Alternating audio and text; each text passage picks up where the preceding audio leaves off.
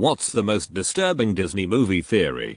The merchant at the beginning of Aladdin is just making up the story, as he is just trying to sell you a lamp, which is crazy because the Dead Sea Tupperware was a better deal. Isn't there a theory that the merchant is actually Genie? Both are voiced by Robin Williams, and he's retelling the story and the lamp was his? That's not a theory, it's the original script that was changed. And it's still heavily implied. The merchant has the same color scheme and has cartoony hands with only 4 fingers each. So really, it's Genie, they just didn't show the reveal. Lilo is responsible for her parents' death because she failed to bring Pudge the fish a sandwich. It's not exactly dark, but on the topic of making people emotional about that movie, Nani's room had surfing trophies. She gave up going pro so that she could take care of her sister. My favorite is Donald Duck being a World War II vet. Donald is responsible for single-handedly taking an island from the Japanese, but the experience gave him serious PTSD and that's why he acts the way he does. The Department of Defense officially issued him an honorable discharge in 1984, meaning he retired as well. This was canon that Donald Duck was a sailor but as naval fleet. But not many people know he was also airborne or a paramarine. That's entirely his gimmick from the Disney war propaganda videos. Being in the Marines at the time meaning Donald Duck would have seen Pearl Harbor from the Hawaiian training videos all the way to the Doolittle raids, which is why he also knows how to fly a plane in the event if the pilot gets shot dead. Donald Duck was an airman in the Pacific Theater and took over entire Japanese gun nests. Due to the time of the video, Commando Duck, the layout on the map and very much the actual role, Donald Duck was a paratrooper in Guadalcanal. It's safe to say that Donald Duck was a paratrooper serving the 11th Airborne Division in the Battle of Guadalcanal. Know only that he served in Guadalcanal, but the timing itself means that Donald Duck served in Midway, Coral Sea, Pearl Harbor, Papua New Guinea, and the Philippines, Palau, Okinawa, and based on the timing of the US Fleet naval movements and as well as the history of the unit, Donald Duck probably seen some of the worst losses in US history and slept under the constant nightmare of a Japanese air raid, death camps, jungle combat. It is also possible he saw combat in the Korean War since the same unit was posted for Korea, but because he wasn't discharged until 1984 it's safe to say he's been in combat until Vietnam. Donald Duck wasn't a reservist or a volunteer since he was drafted, so very much he fought all this mostly against his will. So it questions me why we would be there until discharged in 1984. Basically there is proof that everything that the previous person said is 100% true by overlooking 2 videos. Commando Duck Donald Duck vs Japan, and Donald Duck gets drafted as the release timing of both videos would match up the which battled and what unit Donald Duck would have fought in canonly. Based on merit he probably retired as a sergeant or E5 rank. I did too much research. And that's what separates the Donald from the Daffy. Cos takes place long after a war where the sapient machines wiped out their human creators. Cos has a Cars Pope. Christianity is canon in the Cars universe. This meaning there was also a Cars Jesus who suffered a Cars crucifixion. Furthermore, the Jeep character is actually canonized as a World War II veteran. There was a Cars World War II, this meaning there was also a Cars Hitler who killed scores of presumably Jewish cars. Bambi's mom wasn't just killed by a hunter. She was killed by a poacher. There's a hunting scene right before winter where the whole family escapes. That was hunting season.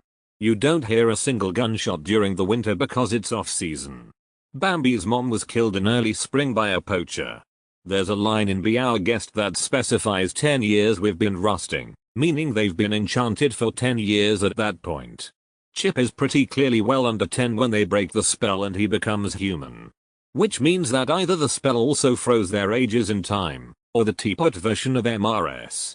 Potts both conceived a teacup child, with who what? And gave birth at some point. Also, there was a cupboard full of teacup children that weren't given names that also appeared to be under MRS. Potts' care. What's the deal with those kids? In the Disney Twisted Tales version, it's pretty much stated that Beast is the only enchanted one that's aging, while the servants aren't. It also says that the enchantress who cursed the Beast is Belle's mother, not a spoiler. It's established near the beginning, which the book does a good job of working into the story. Ah, I see how it is now. Belle's mom was really just a gold digger then, trying to set up a marriage between her daughter and the local lord so that she could get a piece of that huge fortune he was sitting on. Fair enough. Don't hate the player, hate the game, as they say. I've never seen Beauty and the Beast, but I remember hearing about a room full of destroyed furniture. Is that real? Cause that'd be kinda effed up. There was furniture that wasn't alive. The castle would have had some before the curse. How would we ever know though? Seems like the perfect crime really. Don't get mad, that was always a teacup, I swear. At least until the curse had lifted and random body parts are found in the dustbin. Well, the Broadway play does say that as the years went on, several of the servants lost their humanity and became non-sentient furniture. Marlin from Finding Nemo is delusional with grief. The barracuda ate his wife and every egg. Nemo is a hallucination that manifests his grief, and his journey to find Nemo is actually a metaphor for him finding himself again and traversing the stages of grief. Nemo means nobody in Latin. Captain Hook is actually the good guy in Peter Pan. He's trying to stop Peter from kidnapping more children. Meanwhile, Peter is keeping the Lost Boys hostages as his own and gets upset if they ever bring up their old lives. Kai, the butler, confidant, and royal advisor in Arendelle is actually a spy. Prince Hans of the Southern Isles knows how to manipulate Princess Anna far too easily and too quickly without inside help. For example, Kai most likely overheard Anna running down the halls and singing about shoving chocolates in her face. Later Hans sings to Anna about chocolate fondue. Kai told Hans everything he would need to woo the naive girl who was desperate for love. It's especially odd that Hans says no one was getting anywhere with Elsa. A royal advisor would consult with Elsa about possible marital prospects and an insider would be able to clue Hans in. Lastly, a royal advisor would also most likely be consulted about handling Hans's punishment, and to save his own skin and by silence he allowed Hans to return home where he would basically face no justice. Doesn't apply to the Disney version, but the original book states that Peter Pan kills Lost Boys whenever they seem to start growing up. One of the original books, not the original. And they don't explicitly say he kills them, just that he thins them out, and the implication is that he banishes them. He does however kill several pirates. The pirates were just banished Lost Boys that grew up, no? One of the classic versions, not sure if the original, ends with Wendy going home, growing up, and having a family of her own. Which is all good until Peter shows up to take her daughter and Wendy is for some reason happy about it. The original story ends like that. Wendy's deal with Peter is that she will come back every year to tell stories and cook and clean for the boys, and when she is too old, her daughters would continue the deal. That was the deal she made to leave the island. There's a theory behind Finding Nemo that's even more effed up. From Wikipedia, anemone fish are protand or sequential hermaphrodites, meaning they develop into males first, and when they mature, they become females. If the female anemone fish is removed from the group, such as by death, one of the largest and most dominant males becomes a female. The remaining males move up a rank in the hierarchy. What does that mean? With Marlin's wife dead, he will become the female, and the largest surviving male would become her new mate. And with Nemo as the only other clone fish in the area, Marlin is so desperate to find Nemo because she needs him to mate with. Nothing stopped you from not writing this today.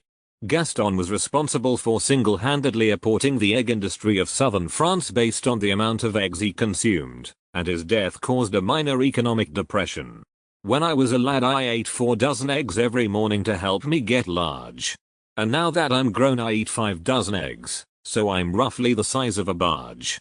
That is a staggering amount of eggs, and the downturn in the French economy that led to the French Revolution was directly caused by Gaston's death. I think Scar would have definitely mated with Cerebi and Nala. Think about it. Simba was gone for like 3 years. In lion prides, the lead male would breed with multiple lionesses to make sure his line is intact. Cerebi was the previous queen and Nala a prime choice as a young female. Scar for sure had ample opportunity to continue his line. In theory both Mufasa and Scar would have been the kings of the pride and Simba would have gone away as soon as he became an adult. But they wanted to make Hamlet with lions, so they stuck with the Shakespeare version and the realistic version. Sibling lions that are both male will share the breeding rights within the prides they take over. This means both Mufasa and Scar had access to the mothers in the pride. That means there is a non-zero chance that Scar is possibly the father of Simba and or Nala. Maybe Scar is so pissed off at Mufasa and wants him dead because Mufasa doesn't share the ladies. Snow White actually died and Prince Florian is the angel of death. In the end they ride off on his pale horse to a castle into the sky. That's why the dwarfs can't come with her.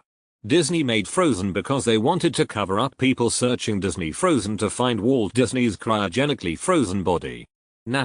It was because of Tangled. Previously the names were based on either the character or the fairy tale it was based on. When they were trying to name the Rapunzel movie, they found out they could make more money if the woman's name wasn't on in. That's why after that it was Tangled, Frozen, Brave etc. Then with Moana the trend changed again. It's all about money for Disney. Bingo. Correct. But more. Titles like Ice Princess or Snow Queen appeal to young girls, and not to young boys, or so their logic went. Removing Princess or Queen from the title would allow it to appeal to boys too. Peter Pan is a story about how you're not supposed to trust the Fae. Think about it, he spirits kids off to Neverland. Or they never have to grow up or come back home. You aren't supposed to go with him because you lose your family. Like how you're not supposed to follow Will-o'-the-Wisps. In the movie Frozen, Kristoff's coat is made of reindeer skin. For those who are unfamiliar with or have forgotten the names of the characters, Kristoff is the man Anna dated, and Sven is the reindeer. Kristoff's best friend is a reindeer, and he is dressed in reindeer skin. The ice harvesters must have murdered Sven's mother, leaving a baby Sven for Kristoff to care for and the pelt for him to wear. This explains why Sven and Kristoff are so close, and why Kristoff still wears the same pelt. The smell reminds Sven of his mum. Pluto and Goofy are both dogs, so there's a theory that says that they're both the equivalent of people in their worlds, but Pluto has some mental deficiencies almost like Down syndrome that Goofy is taking advantage of. It's also possible that they appear the same to us but are different species, like how chimps and humans look quite similar but have vastly different mental capacities. Honestly, this is how I came to rationalize it. Also, the matter of animals versus fully anthropomorphic animals also gets more unusual when you throw in shows in that continuity like Goof Troop, where Goofy has a pet cat, Waffles, and his neighbor, Pete, has a pet dog, Chainsaw. Pete has been defined as a cat. Since Waffles and Chainsaw mostly act like normal animals, but Pluto can occasionally stand on two legs and operates things with his paws, that probably means that we have a range of intelligences amongst species related to the humanoid dogs, cats, rodents, lagomorphs, and birds. Goofy is also the only one of the original gang, being Mickey, Minnie, Donald, Daisy, and Goofy, that doesn't have a girlfriend. There are times where he does, but rarely. Yet somehow, much later on, he ends up with a son, Maximum. The show Goof Troop is about Goofy being a single father raising his son, Maximum. Max doesn't have a mother though. Goofy had a wife in at least 2 different cartoons. However, one of them basically implied that she was cheating on him with the mailman. As for his son Max, it is stated in Goof Troop that his mother is up there amongst the stars, implying that she's dead. This directly contradicts the cartoon where he is shown to have a living mom. Now either she died sometime after Max was born, or my personal theory, Goofy's wife left him because his D was too big and ran off with the mailman, and Goofy didn't have the heart to tell Max that, so merely told him that his mother was dead. How young the Disney princesses canonically are. Ariel is 16, Jasmine is 15, Snow White is 14. If I was a dude strolling through the woods and I saw a dead 14-year-old girl laying around, would I kiss her? I'm thinking no, though I guess Snow White's authors thought it was a reasonable possibility. So, there is a story behind that. The original Snow White is creepy in a different way. The prince finds her in the glass coffin after the dwarfs were under the impression she died and had laid her to rest. He thinks she's very pretty, so suggests he take her back to his castle to display her somewhere. Now, her corpse, and the dwarfs agree. On the way, the coffin gets jostled, knocking the apple piece out of her throat, so she wakes up. The prince immediately proposes and she's bewildered but accepts. In the original Disney script, the prince met Snow White before everything happened, and it's a lot less weird creepy. He traveled from a different country kingdom after hearing about her. The queen also wanted someone to find her beautiful and marry her, and she set her eyes on the prince. When the prince arrives, they actually would have had a very cute meeting. Snow White makes a snowman with a bucket on its head and declares it Prince Buckethead, and the prince steps out from behind it and says he likes the name. The queen gets angry that not only is Snow White the fairest, but she also won the prince, so she sends the huntsman off with Snow White to kill her, and then proposes to the prince, who turns her down, so she locks the prince in the dungeon. The rest of the movie is then split between Snow White and the queen doing their thing, with the gifts, and the prince trying to escape from the castle after the queen tries to flood it. He eventually finds her and knows from the queen's bragging that she's just asleep and true love's kiss will wake her.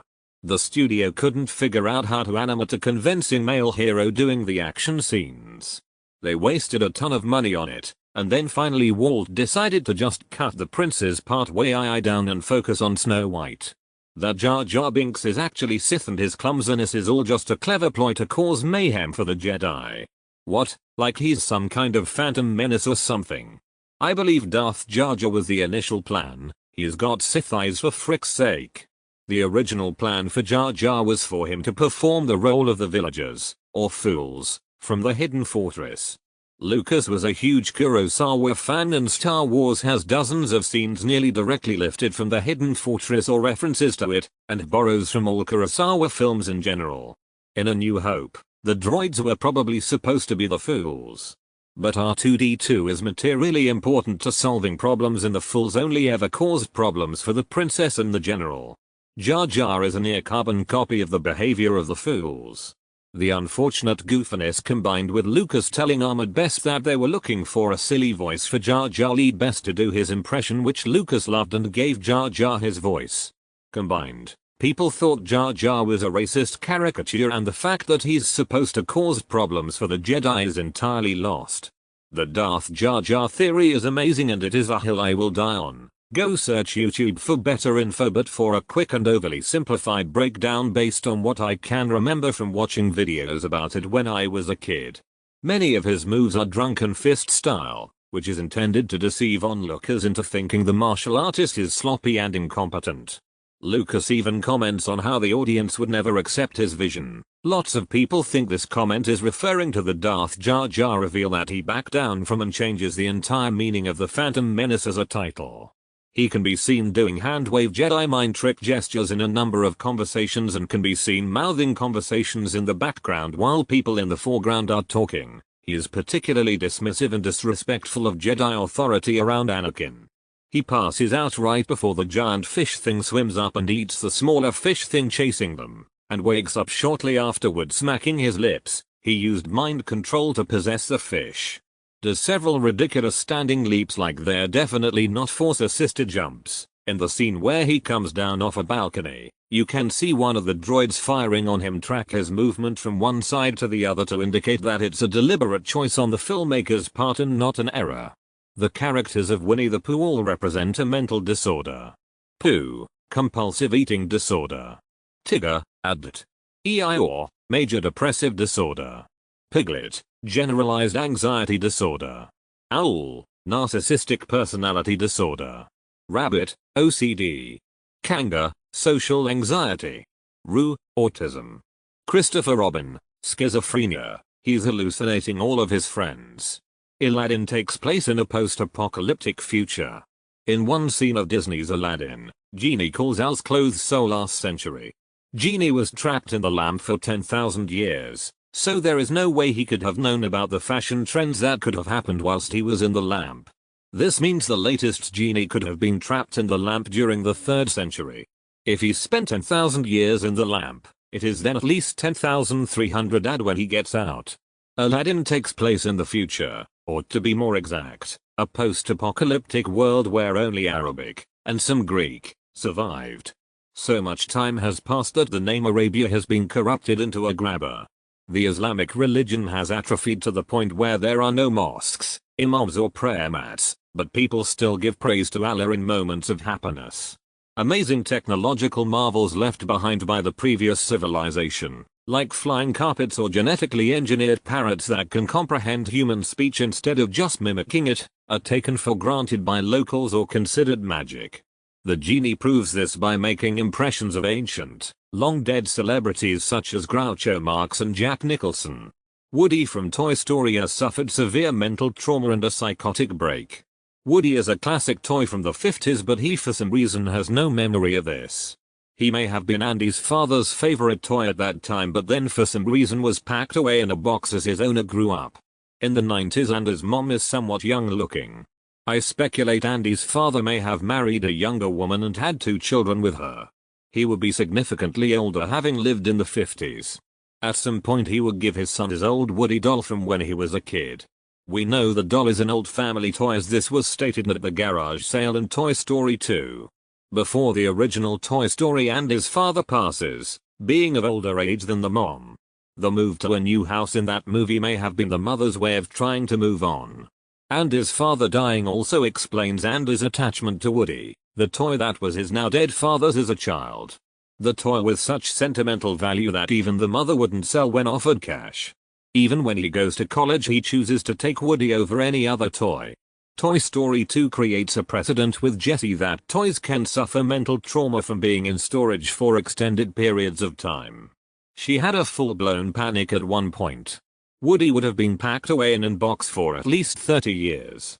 30 years of solitude and darkness, pondering why you were abandoned by the owner you loved, may have caused a psychotic break and made him completely forget who he was. Andy's father gives him Woody and Woody immediately loves Andy. Subconsciously he could be reminded of what the father was like as a child, and this would explain his fierce devotion to Andy throughout the series, even in Toy Story 3 where all the toys, including Buzz, are ready to move on from Andy when they think he threw them away. Woody may not remember who he was, but given his experiences it's ingrained in him to help other toys. He saves Buzz, the squeaking penguin, Jessie, Lotso, Forky, and is even willing to sacrifice his voice box to save Dolly in Toy Story 4. Woody's been through a lot. Hey, thanks for making it all the way to the end, you absolute Chad. You're a legend. If you enjoyed the video, please be sure to like and subscribe for more of Reddit's top content. I'll see you in the next video, you beautiful people.